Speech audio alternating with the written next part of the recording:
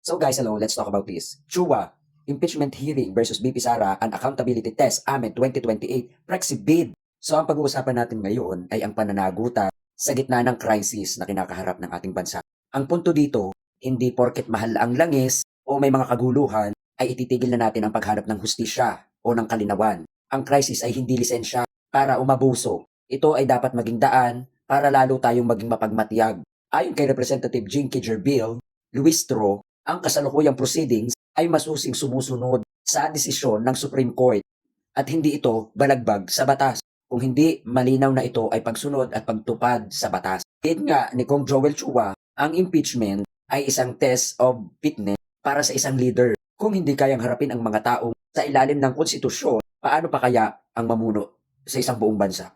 Mas linawan natin, si Sara Duterte ay nangangarap na pumalit sa posisyon ng mahal nating Pangulo na si PBBM. Paano natin dapat pagkatiwalaan yung mga taong hindi marunong sumagot at magpaliwanag sa mga katanungan sa kanya? Kung hindi niya nagagampanan ng tama ang pangalawang pangulo ng ating bansa, bakit pa kailangan siyang pagkatiwalaan na mas umupo sa may mas pinakamataas na posisyon para pamunuan ang ating bansa? Hindi dahilan ang dahil may crisis tayo. Walang dapat unahin, walang dapat maiwan. Dapat sabay-sabay. Hindi katwiran ang may crisis tayo para itigil ang impeachment. Ang crisis ay bigla ang pangyayari. Pero ang kaso ng impeachment laban kay Sara ay sinadya. Kaya walang dapat unahin, walang dapat maiwan, dapat sabay-sabay.